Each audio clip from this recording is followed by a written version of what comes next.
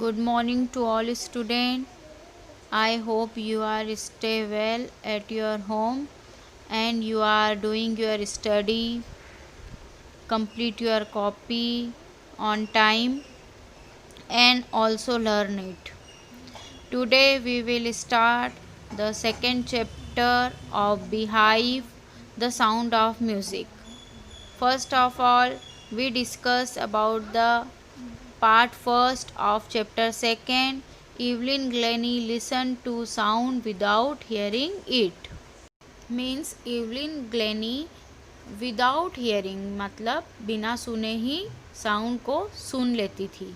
यह कैसे हो सकता है, ये हम इसे पढ़ते हैं। साउंड ऑफ म्यूज़िक दो पार्ट में है, पार्ट 1 और पार्ट 2। तो हम पढ़ रहे हैं पार्ट 1। आगे बढ़ने से पहले मैं आपको ये बता दूं कि यह चैप्टर एवलिन ग्लेनी के बारे में है, जो कि एक लड़की है और उसकी एक प्रॉब्लम यह रहती है कि पहले तो वो ठीक रहती है, लेकिन थोड़े साल बाद उसकी एक प्रॉब्लम डिटेक्ट होती है कि वह सुन नहीं सकती है। अब उसकी इस प्रॉब्लम के साथ उसे किन किन परेशानियों का सामना करना पड़ता है, किस तरह से वो हार्ड वर्क के द्वारा जिन चीज़ों को वो पाना चाहती थी, जो अचीव करना चाहती थी, वह अचीव करती है। कहीं ना कहीं ये आपके लिए, हमारे लिए बहुत ही इंस्पायरिंग स्टोरी है। तो चलिए हम शुरू करते हैं। रश और crowd jostle for position on the underground train platform. अब पहला एक सीन बताया है प्लेटफॉर्म का, ट्रेन प्लेटफॉर्म का। तो वहाँ पे एक छोटी सी लड़की है और वह रश मतलब क्या हो रहा है, बहुत सारी भीड़ है वहाँ पे। जोसल मतलब पुश करना, एक दूसरे की धक्का मुक्की कर रहे हैं। और वहाँ छोटी सी लड़की लुकिंग यंगर देन हर 17 ईयर्स। और वह कितने साल की होगी, 17 ईयर्स से भी छोटी लग रही थी। वो थी 17 ईयर की, लेकिन उससे भी वह काफ़ी छोटी लग रही थी। Was nervous yet excited as she felt the vibration of approaching train.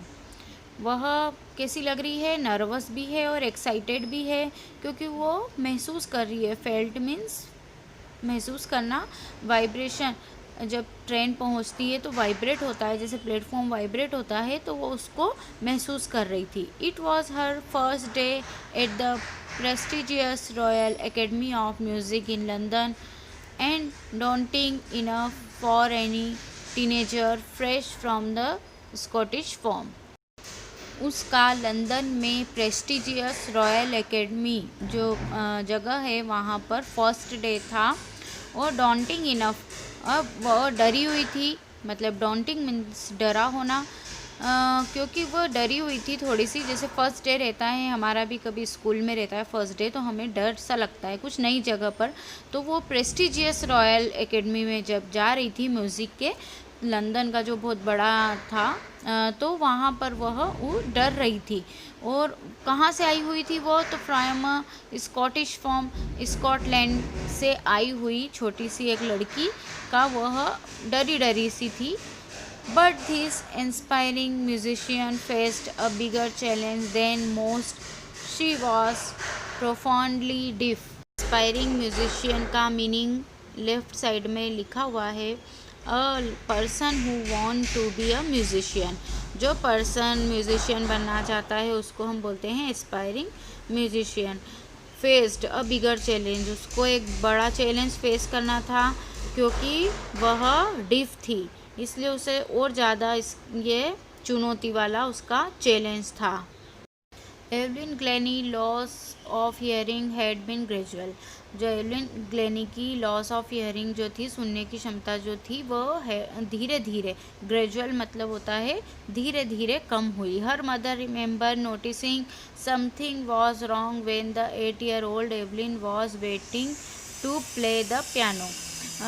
उसकी मदर को याद था, उसने नोटिस किया था कि जब एवलिन 8 साल की थी तो उसकी मदर ने उसको कॉल किया था पियानो बजाने के लिए। They call her name and she didn't move. उन्होंने उसको बुलाया और जब उन्होंने नोटिस करा कि इसे सुनाई नहीं दे रहा है, क्योंकि वह मूव नहीं कर रही थी।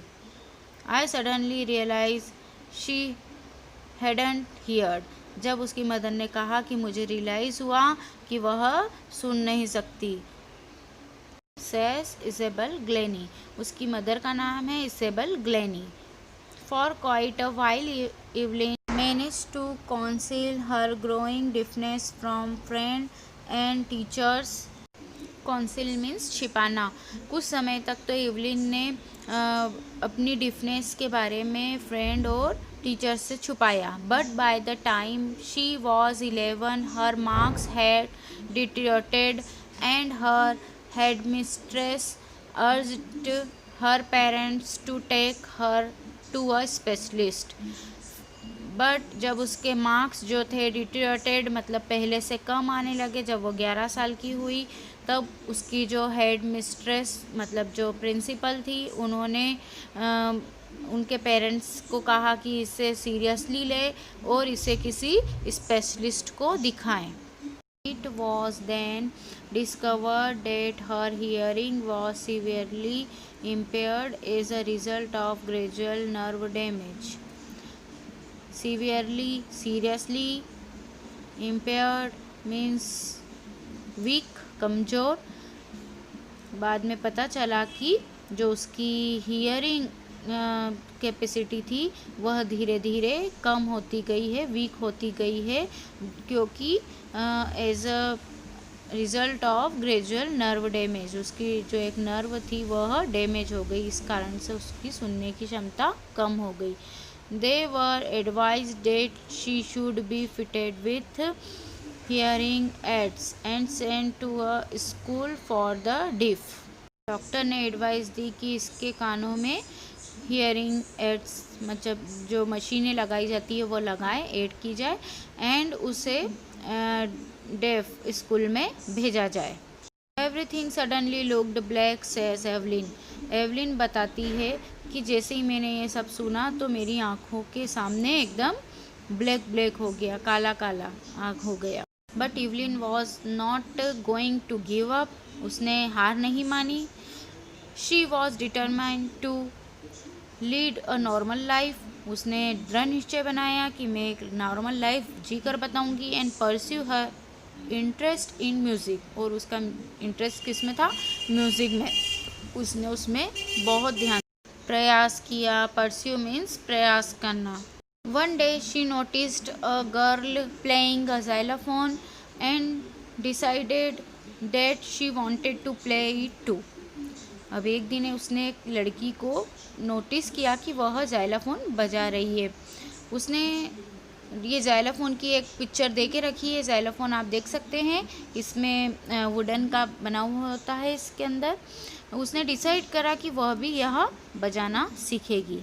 Most of the teacher discussed her, but percussionist Ron Forbes spotted her potential. बहुत सारे टीचर ने उसको डिस्कस्ड मीन्स होता है डिसहर्टेड, हौसला उसका तोड़ा। परंतु परक्यूशनिस्ट जो person who play the drum and tabla, तो रॉन फॉर्ब्स जो the person, spotted means notice करना, ध्यान दिया उसके पोटेंशियल को। Potential means ability date can be developed. He began by tuning two large drum to different notes. अब उन्होंने कैसे उसकी ट्रेनिंग स्टार्ट करवाई, तो उन्होंने 2 लार्ज ड्रम लिए और डिफरेंट नोट्स के, high note and low note. Don't listen through your ear, he would say, try to sense it some other way, says Evelyn. Evelyn बताती है कि उन्होंने मुझे कहा कि अपने कानों से तुम मत सुनो, तुम ट्राई करो कि तुम्हारा अदर वे से तुम सुन सको म्यूज़िक को। Suddenly I realise I could feel the higher drum from the waist up and lower one from the waist down. Evelyn बताती है कि मैं जो हाई नोट थे ड्रम के, वह वेस्ट के ऊपर सेंसेशन फील कर पाती थी अपर बॉडी पर, और वेस्ट के ऊपर वाली अपर बॉडी पर सेंसेशन फील कर पाती थी, और जो लो टोन थे ड्रम के वह वेस्ट के नीचे वाली बॉडी में सेंसेशन फील कर पाती थी। Hobbs repeated the exercise and soon Evelyn discovered that she could sense certain notes in different part of her body. अब जो फॉब्स थे उनके टीचर थे वो हर एक्सरसाइज अलग अलग कराते रहते थे, रिपीट भी कराते थे। बहुत जल्द ही एवलिन ने different note different parts of her body के थ्रू पहचानना सीख लिया। I had learned to open my mind and body to sound and vibration. वो कहती है कि मैंने सीख लिया है कि मेरे माइंड और बॉडी के थ्रू साउंड और वाइब्रेशन को कैसे महसूस करना होता है। अब यहाँ समझने वाली यह बात है कि जब वो सुन नहीं सकती थी फिर भी वह म्यूज़िक को, साउंड ऑफ म्यूज़िक मीन्स महसूस करती थी।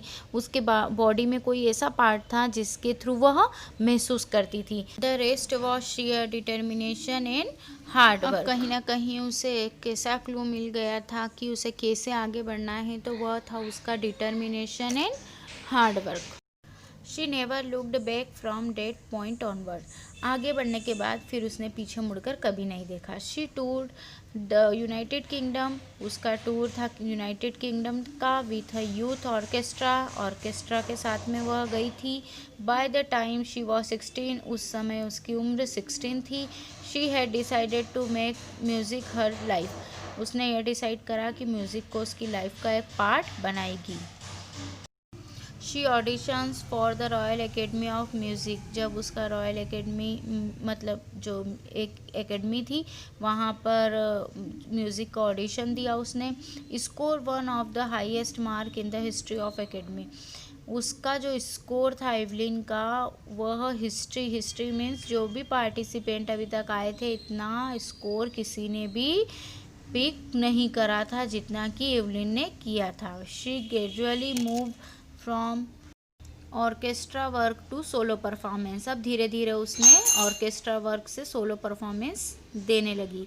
Eight the end of her 3-year course she had captured most of the top award.